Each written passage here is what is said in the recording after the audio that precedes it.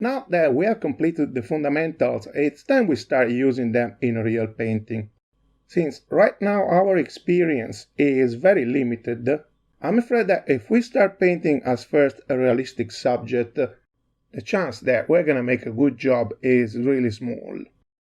And since we don't want to end the press right on the beginning of our artistic career, as we already done, we are going to use all the things that we have seen so far working on an abstract subject. The advantage of the abstract is that we can't make mistakes. Whatever we paint at the end looks exactly like it should be. But to be sure that we're going to use all the fundamentals and that we're going to use them in a proper way, we're going to add some bonds. So here we're going to introduce the concept of preliminary study.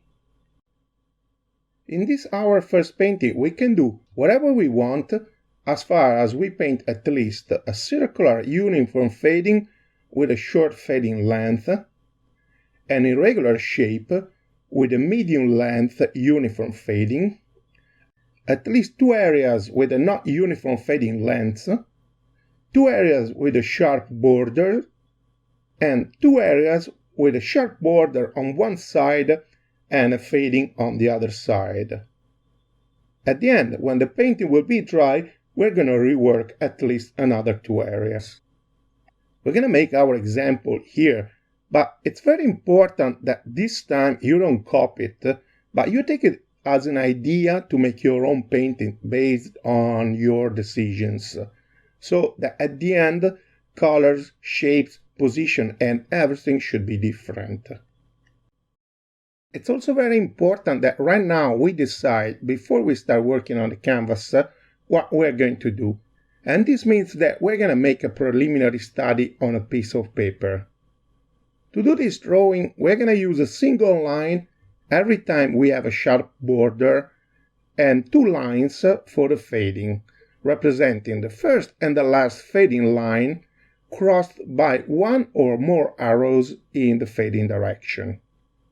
This to make clear that that's a fading and not a uniform area. To start, we're going to draw some figures, some regular, like for example circles, and some irregular, for instance like this one. And then we're going to decide where we're going to put our fadings. So for example, we're going to make a double circle here with some arrows for the short length uniform circular fading. We're going to make two irregular shapes, one small and one large with some arrows for the medium length uniform fading. We're going to put a fading here on top of this circle. We're going to set another transition here on this side of this figure. And we're going to make two not uniform fadings, one here and one here. These are our bonds, but as far as we respect them, on the rest of the painting we are actually free to do what we want. So we're gonna add some other things later while we're painting it. It's time now we start working on the canvas. And as always, we're gonna start from the sketch. This time we're not gonna draw all these lines and arrows on the canvas, but we are only going to represent the shapes. We know exactly what to do with those lines since we already have our study on a piece of paper. We prefer to leave the canvas as clean as possible. So here, using a turpentine bottle cap, we're going to make two circles. We're going to draw an irregular shape here. We're going to make a single line here on the corner and another single line here on the top. We're going to draw the last three irregular shapes, one here, one here, and the last one here. Now that the sketch is complete, using the palettes that we have prepared for the other exercises, we're going to start painting. As first, using different colors, we're going to fill all the areas that we have drawn on the support. We're gonna fill this circle using some Naples yellow, then this other circle using some red vermilion. We're gonna use one of the medium blue on the left corner, and then on this irregular shape. We're gonna paint this area using some Naples yellow. Then we move on this other area using some red vermilion, and then on this area using some Prussian blue. At the end, we're gonna fill the last shape on the top using some crimson red.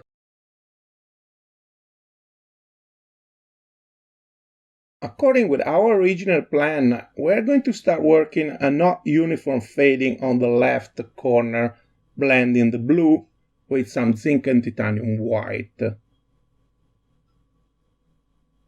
We're gonna go on painting until we reach the bottom of the Prussian blue area, where, according with our drawing, we should have a sharp border. We're gonna use the white also around the red irregular shape that in our plan should have a medium length uniform fading all around the border. So we're gonna keep brushing following the path that joins the two colors, and slowly we're going to get the transition that we want. As always, when we fade the two colors using this method, we have to remember to use a brush as clean as possible. So we're gonna keep unloading it on a piece of paper.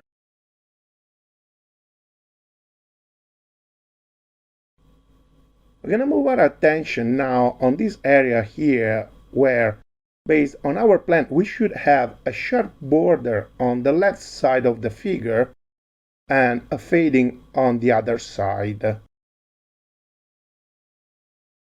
Once the left part is complete, to change color we're gonna use some blue on the right corner.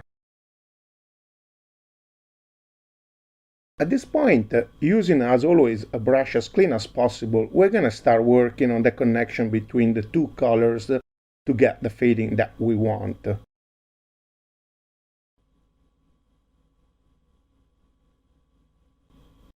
We're gonna add some extra yellow to increase the fading length.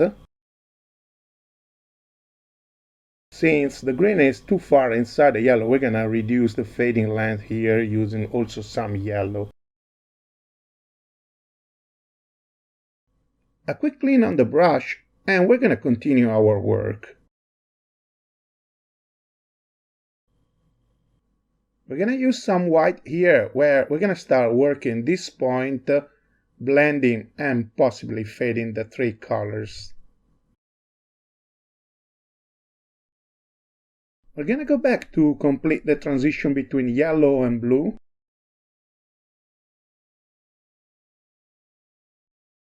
We're gonna move on the other side where we're gonna work the transition between the blue and the white, trying as much as possible not mixing them with the yellow. Using the white, we're gonna fill the rest of this area here in the middle up to the external line of the blue figure.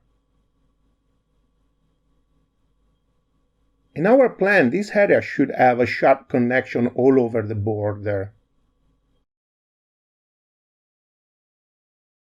We're gonna adjust it also from the inside.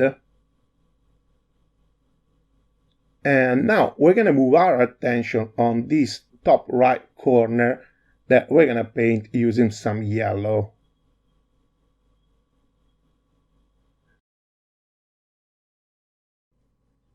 We're gonna go all the way to the blue, filling the empty area around it.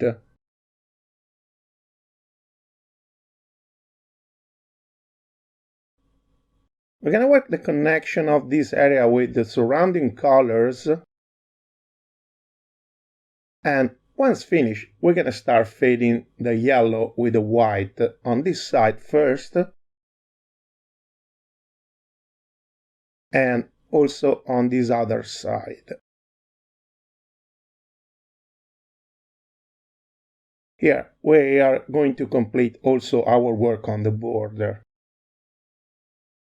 We know already that on this side of the circle we actually want to have a fading, so we're going to start blending the yellow with the white right on the border and keep working it until we're going to carry out our transition.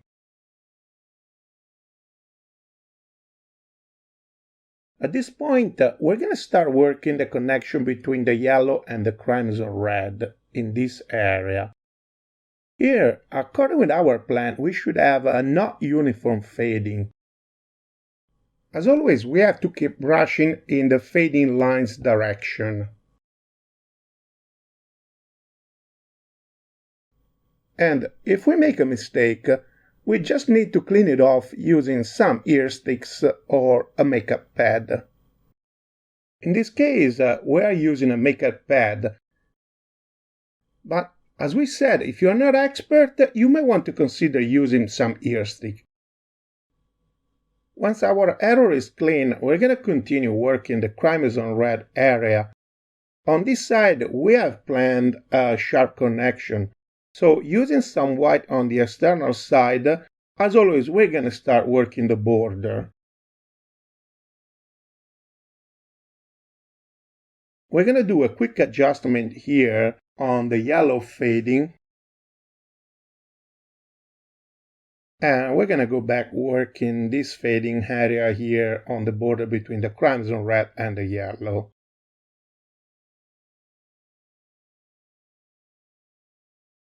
Once we have completed our job here, we're going to move on the Prussian blue shape. Also in this case, if while we are painting we make a mistake, we're going to clean it and carry on. We're going to complete this area working both the outside and the inside until the connection line is exactly like we want it.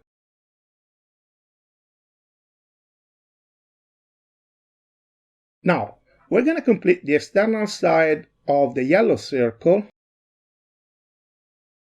and we move to the last part of this painting, the short circular fading here on this circle. So, using the white, we're going to complete the external area first. We may want to adjust the blue fading before we go on.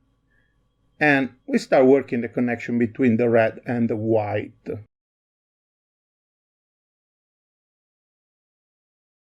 We want to be careful because here we have to make a very short fading.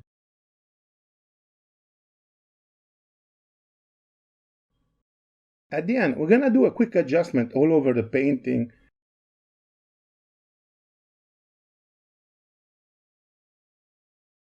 And we're going to let it be there for a few days.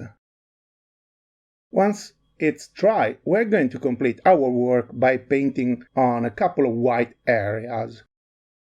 We're going to start slowly in trying to do a nice fading using the multi-layer method. As first, we're going to load a small flat brush on a blue that we have on our palette.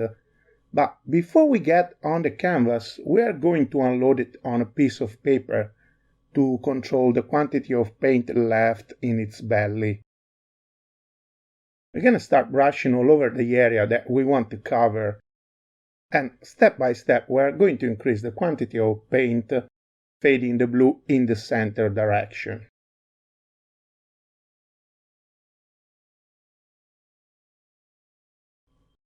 Now, we're going to do the same thing in this other area here. And at the end, we're going to call this painting complete. As we said, in this exercise it is very important that you don't copy what we just did here, but you make your own choices, so that at the end your painting is going to be completely different from this one. If you have completed all the exercises that we did so far, you should be able to control all the painting phases, and this means you should be able to paint uniformly, blend and fade colors, and eventually correct mistakes, all following the choice that you made in your preliminary study. If at the end you don't feel that you did a good job in this exercise, you may want to redo it one more time before you go on, because in the next video we're going to start painting our first representative subject. If you enjoyed this video, we will really appreciate if you could click on like and subscribe to our channel. It will also help us very much if you could leave a comment. Thank you for watching this video and see you in the next one.